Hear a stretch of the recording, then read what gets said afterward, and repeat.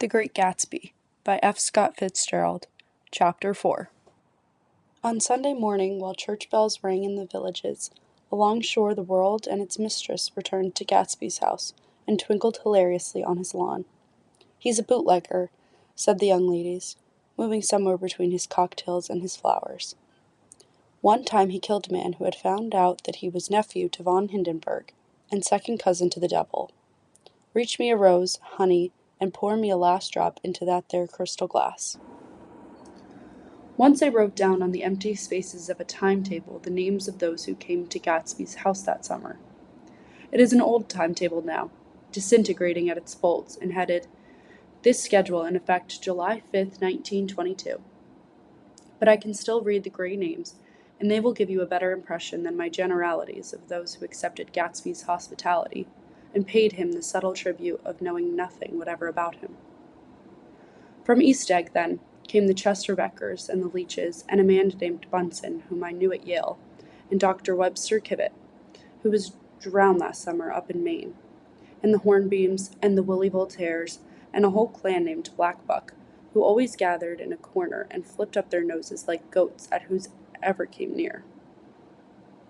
And the Ismays and the Christies, or rather Hubert Auerbach, and Mr. Christie's wife, and Edgar Beaver, whose hair they still turned cotton white one winter afternoon for no good reason at all.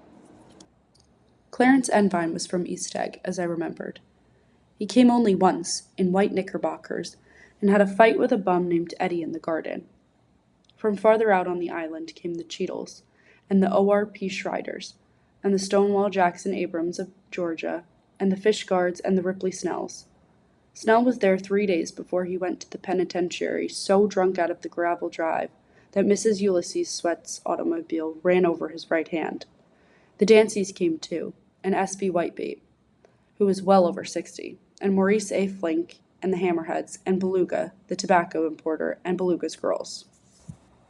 From West Egg came the Poles, and the Mulreadys, and Cecil Roebuck, and Cecil Schoen, and Gulick, the state senator, and Newton Orchid, who controlled films par excellence, and Acost, and Clyde Cohen, and Don S. Schwartz, the son, and Arthur McCarty, all connected with the movies in one way or another. And the Catlips, and the Bembergs, and G. Earl Muldoon, brother to that Muldoon who afterward strangled his wife. De Fontenot, the promoter, came there, and Ed Legros, and James B. Rotgut, Ferret, and the De Jongs, and the Ernest Lilly. They came to gamble. When Ferret wandered into the garden, it meant he was cleaned out, and associate attraction would have fluctuated profitably next day. A man named Klipspringer was there so often and so long that he became known as the Boarder. I doubt if he had any other home. Of theatrical people, there were Gus Ways, and Horace O'Donovan, and Lester Meyer, and George Duckweed, and Francis Bull. Also from New York were the Cromes, and the Backheisens, and the Denekers, and Russell Betty, and the Corrigans, and the Kellers, and the Dewars, and the Scullys, and S.W. Belcher, and the Smirks, and the Young Quins, divorced now, and Henry L. Palmetto, who killed himself by jumping in front of a subway train in Times Square. Benny McClanahan arrived always with 4 girls. They were never quite the same ones in physical person, but they were so identical one with another that it inevitably seemed they had been there before. I have forgotten their names, Jacqueline, I think, or else Consuela, or Gloria, or Judy, or June, and their last names were either the melodious names of flowers and months, or the sterner ones of the great American capitalists, whose cousins, if pressed, they would confess themselves to be.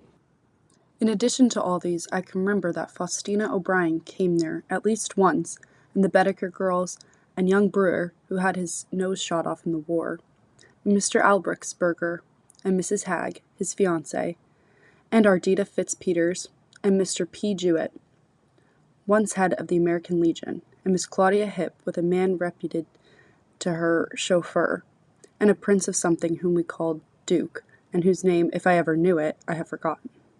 All these people came to Gatsby's house in the summer. At 9 o'clock, one morning late in July, Gatsby's gorgeous car lurched up the rocky drive to my door and gave out a burst of melody from its 3-noted horn. It was the first time he had called on me, though I had gone to 2 of his parties, mounted in his hydroplane, and, at his urgent invitation, made frequent use of his beach. "Good morning, old sport. You're having lunch with me today, and I thought we'd ride up together." He was balancing himself on the dashboard of his car, with that resourcefulness of movement that is so peculiarly American. That comes, I suppose, with the absence of lifting work or rigid sitting in youth, and even more, with the formless grace of our nervous sporadic games. This quality was continually breaking through his punctilious manner in the shape of restlessness. He was never quite still. There was always a tapping foot somewhere, or the impatient opening and closing of a hand. He saw me looking with admiration at his car. "It's pretty, isn't it, old sport?" He jumped off to give me a better view. "Haven't you ever seen it before?" I'd seen it. Everybody had seen it. It was a rich cream color, bright with nickel, swollen here and there in its monstrous length with triumphant hat boxes and super boxes and tool boxes, and terraced with a labyrinth of windshields that mirrored a dozen suns. Sitting down behind many layers of glass in a sort of green leather conservatory, we started to town. I had talked with him perhaps half a dozen times in the past month and found, to my disappointment, that he had little to say. So my first impression, that he was a person of some undefined consequence, had gradually faded, and he had become simply the proprietor of an elaborate roadhouse next door. And then came that disconcerting ride. We hadn't reached West Egg Village before Gatsby began leaving his elegant sentences unfinished and slapping himself indecisively on the knee of his caramel-colored suit. "Look here, old sport," he broke out surprisingly. "What's your opinion of me, anyhow?" A little overwhelmed, I began the generalized evasions, which that question deserves. "Well, I'm going to tell you something about my life," he interrupted. "I don't want you to get a wrong idea of me from all these stories you hear." So he was aware of the bizarre accusations that flavored conversations in his halls. "I'll tell you God's truth." His right hand suddenly ordered divine retribution to stand by. "I am the son of some wealthy people in the Middle West, all dead now. I was brought up in America, but educated at Oxford because all my ancestors have been educated there for many years. It is a family tradition." He looked at me sideways, and I knew my Jordan Baker had believed he was lying. He hurried the phrase, "educated at Oxford," or swallowed it, or choked on it, as though it had bothered him before. And with this doubt, his whole statement fell to pieces, and I wondered if there wasn't something a little sinister about him after all. "What part of the Middle West?" I inquired casually. "San Francisco." "I see. My family all died, and I came into a good deal of money." His voice was solemn, as if the memory of that sudden extinction of a clan still haunted him. For a moment I suspected that he was pulling my leg, but a glance at him convinced me otherwise. After that I lived like a young Raja in all the capitals of Europe.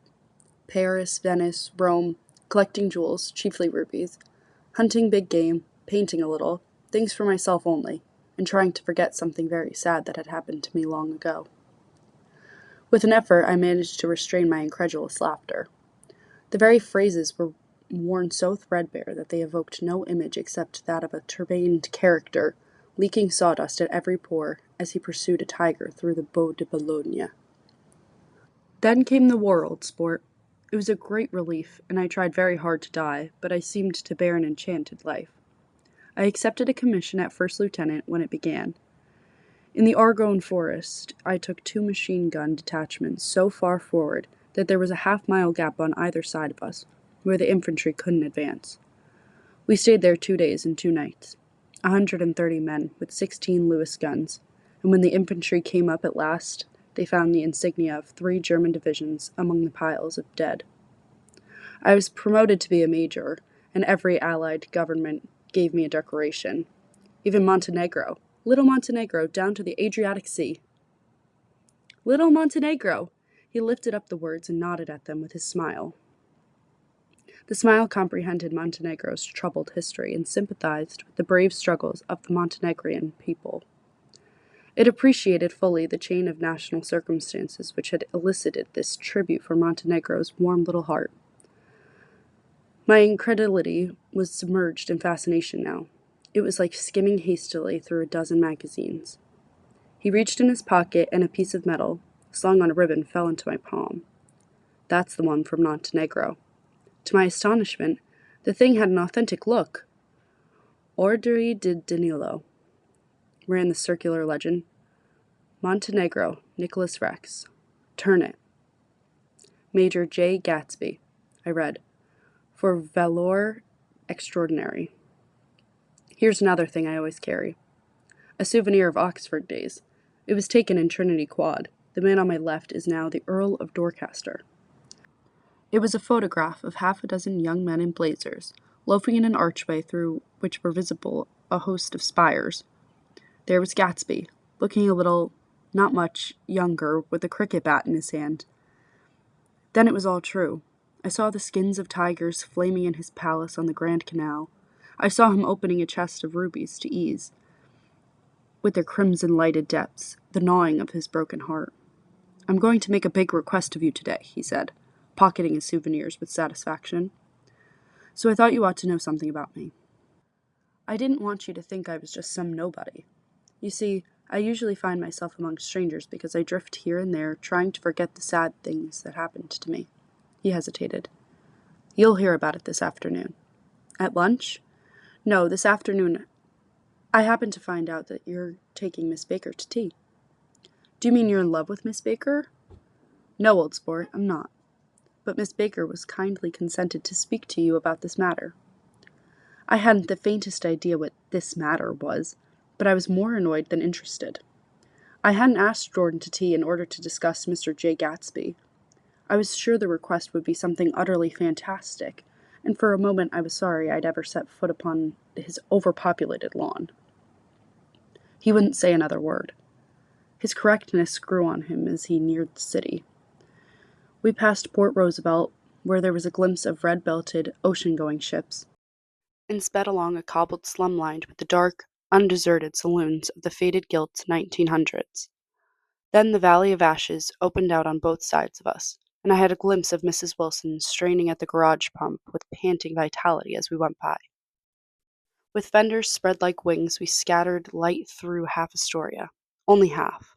For as we twisted among the pillars of the elevated, I heard the familiar jug, jug, spat of a motorcycle, and a frantic policeman rode alongside.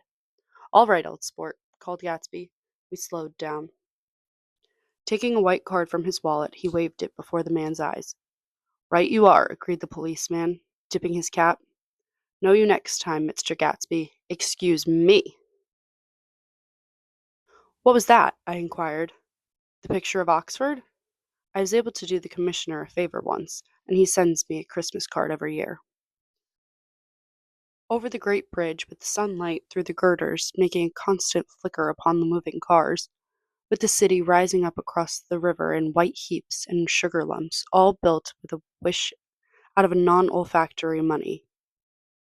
The city seen from the Queensborough Bridge is always the city seen for the first time, in its first wild promise of all the mystery and the beauty in the world.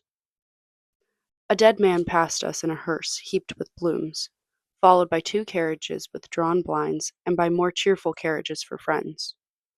The friends looked out at us with the tragic eyes and short upper lips of southeastern Europe, and I was glad that the sight of Gatsby's splendid car was included in their somber holiday. As we crossed Blackwell's Island, a limousine passed us, driven by a white chauffeur, in which sat three modish negroes, 2 bucks and a girl. I laughed aloud as the yolks of their eyeballs rolled toward us in haughty rivalry. Anything can happen now that we've slid over this bridge, I thought. Anything at all. Even Gatsby could happen, without any particular wonder. Roaring noon. In a well-fanned 42nd Street cellar, I met Gatsby for lunch. Blinking away the brightness of the street outside, my eyes picked him out obscurely in the anteroom, talking to another man. Mr. Carraway, this is my friend, Mr. Wolfsheim.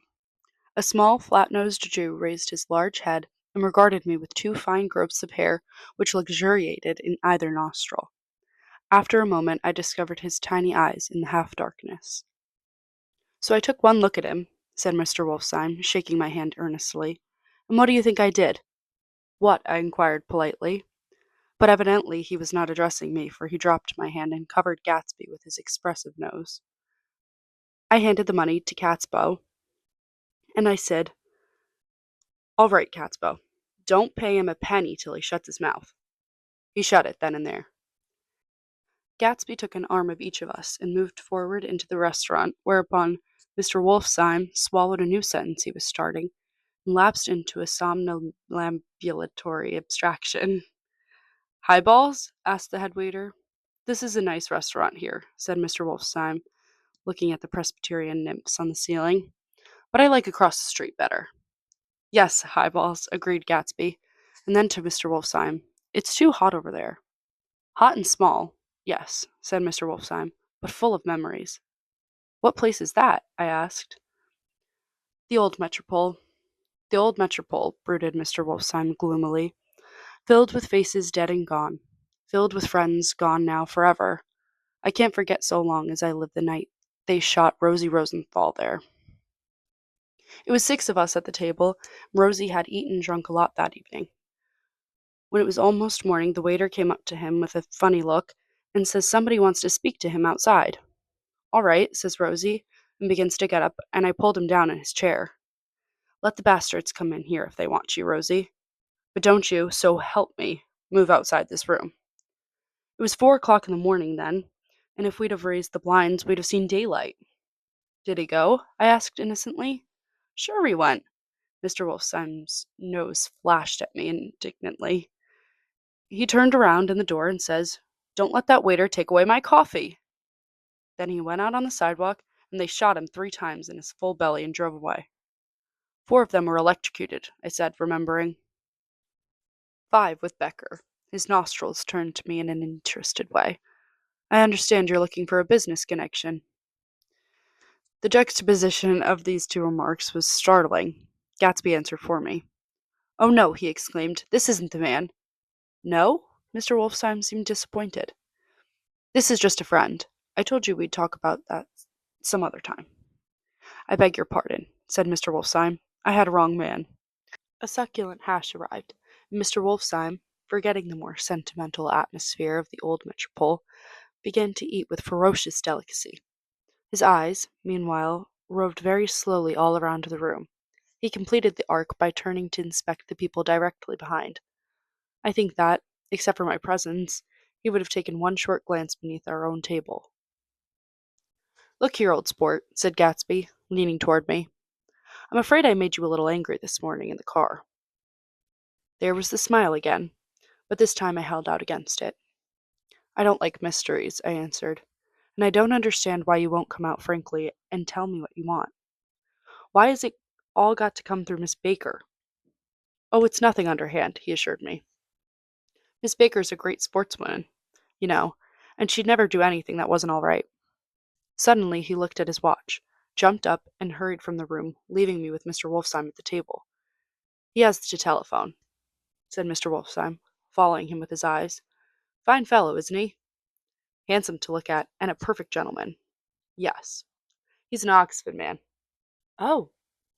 "He went to Oxford College in England. You know Oxford College?" "I've heard of it. It's one of the most famous colleges in the world."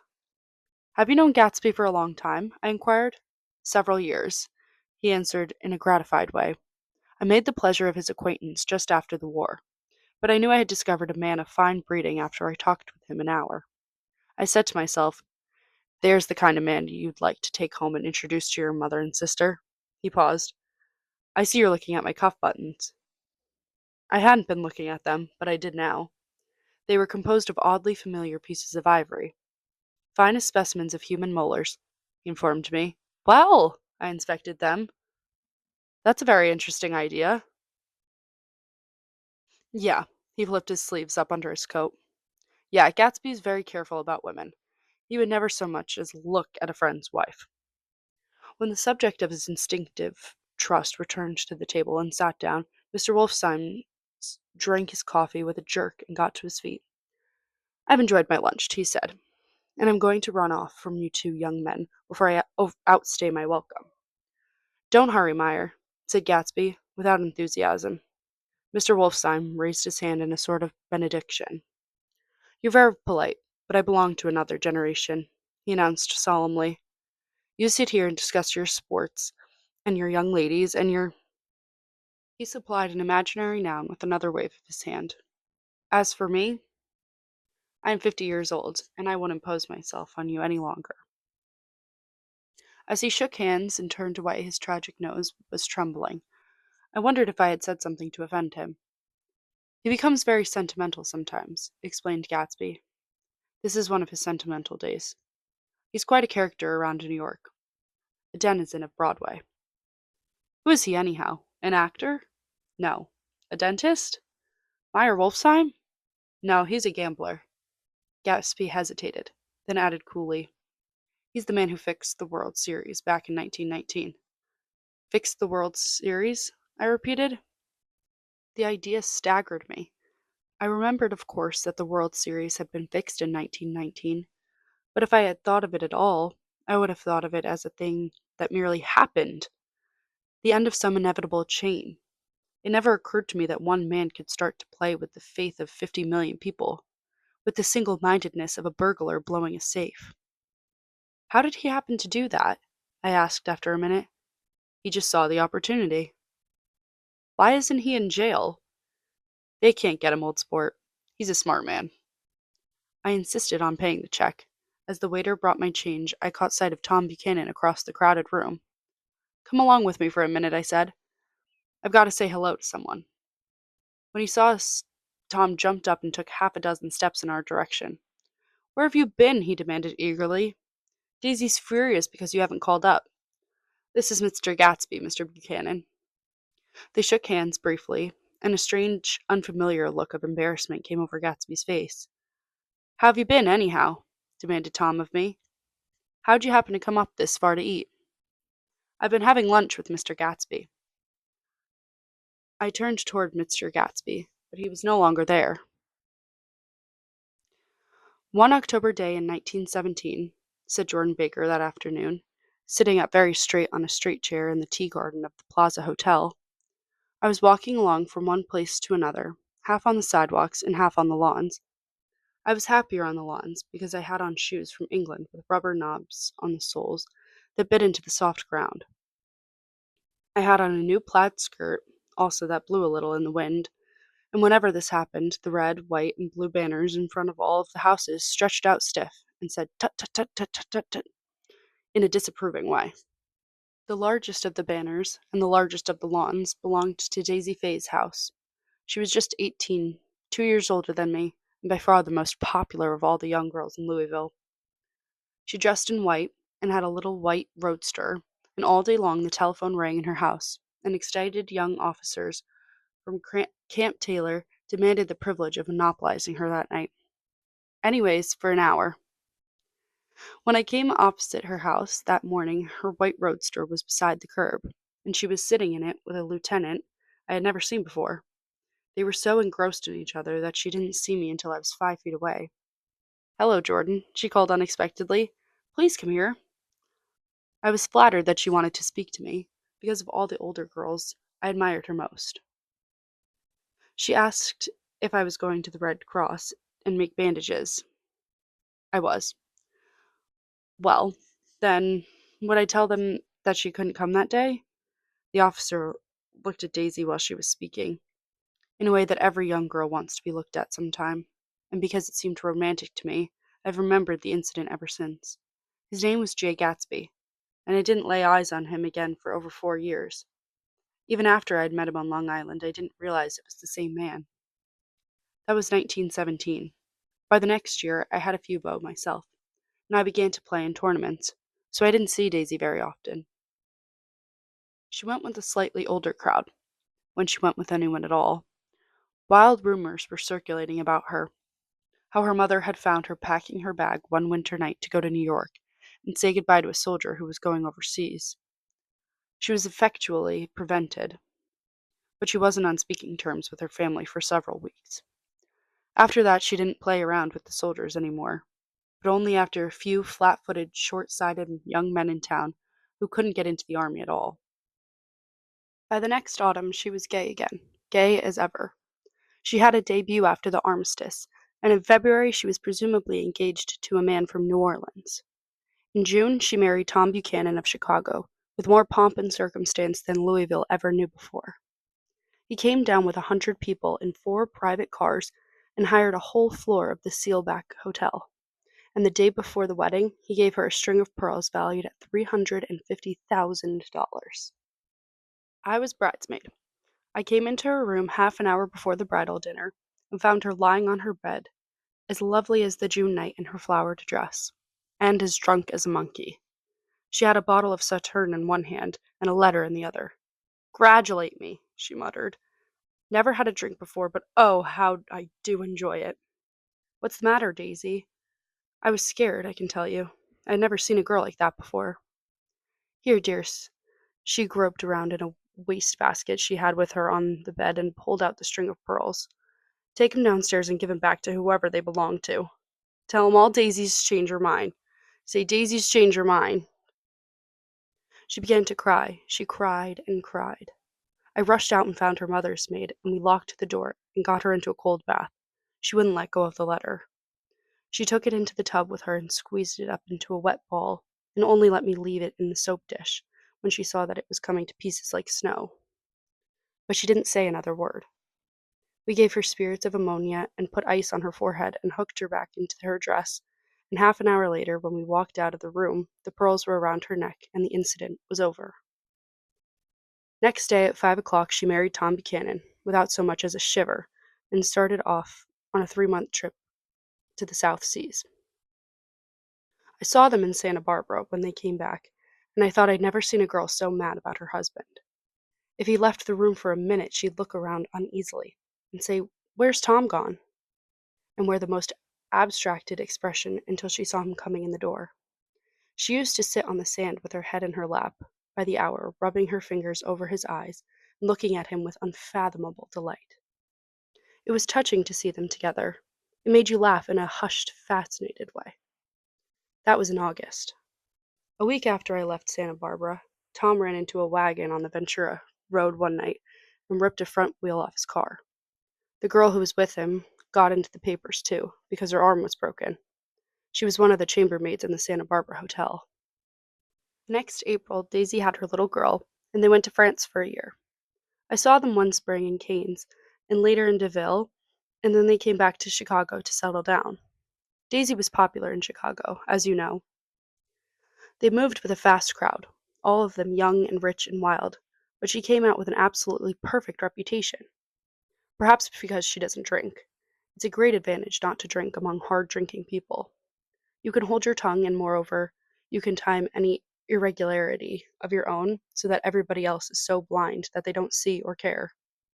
Perhaps Daisy never went in for amour at all, and yet there's something in that voice of hers.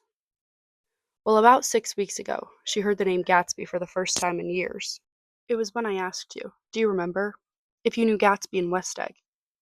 After you had gone home, she came into my room and woke me up and said, "What Gatsby?" And when I described him, I was half asleep. She said in the strangest voice that it must be the man she used to know. It wasn't until then that I connected this Gatsby with the officer in her white car. When Jordan Baker had finished telling all this, we had left the plaza for half an hour and were driving in a Victoria through Central Park. The sun had gone down behind the tall apartments of the movie stars in the West 50s, and the clear voices of girls, already gathered like crickets on the grass, rose through the hot twilight. "I'm the Sheik of Araby. Your love belongs to me. At night when you are asleep, into your tent I'll creep." It was a strange coincidence, I said, but it wasn't a coincidence at all. Why not? Gatsby bought that house so that Daisy would be just across the bay. And it had not been merely the stars to which he had aspired on that June night. He came alive to me, delivered suddenly from the womb of his purposeless splendor. "He wants to know," continued Jordan, "if you'll invite Daisy to your house some afternoon, and then let him come over." The modesty of the demand shook me. He had waited 5 years and bought a mansion where he suspended starlight to casual moths so that he could come over some afternoon to a stranger's garden. Did I have to know all this before he could ask such a little thing? He's afraid. He's waited so long. He thought you might be offended. You see, he's regular tough underneath it all. Something worried me. Why didn't he ask you to arrange a meeting? He wants her to see his house, she explained, and your house is right next door. Oh, I think he half expected her to wander into one of his parties some night, went on Jordan, but she never did. Then he began asking people casually if they knew her, and I was the first one he found. It was that night he sent for me at his dance, and you should have heard the elaborate way he worked up to it. Of course, I immediately suggested a luncheon in New York, and I thought he'd go mad. I don't want to do anything out of the way, he kept saying. I want to see her right next door. When I said you were a particular friend of Tom's, he started to abandon the whole idea. He doesn't know very much about Tom, though he says he's read a Chicago paper for years just on the chance of catching a glimpse of Daisy's name. It was dark now, and as we dipped under a little bridge, I put my arm around Jordan's golden shoulder and drew her toward me and asked her to dinner. Suddenly, I wasn't thinking of Daisy and Gatsby anymore, but of this clean, hard, limited person who dealt in universal skepticism and who leaned back jauntily just within the circle of my arm. A phrase began to beat in my ears with a sort of heady excitement. There are only the pursued, the pursuing, the busy, and the tired. And Daisy ought to have something in her life, murmured Jordan to me. Does she want to see Gatsby? She's not to know about it. Gatsby doesn't want her to know. You're just supposed to invite her to tea. We passed a barrier of dark trees, and then the facade of 59th Street. A block of delicate pale light beamed down into the park. Unlike Gatsby and Tom Buchanan, I had no girl whose disembodied face floated along the dark cornices and blinding signs, and so I drew up the girl beside me, tightening my arms. Her wan, scornful mouth smiled, and so I drew her up again, closer, this time to my face.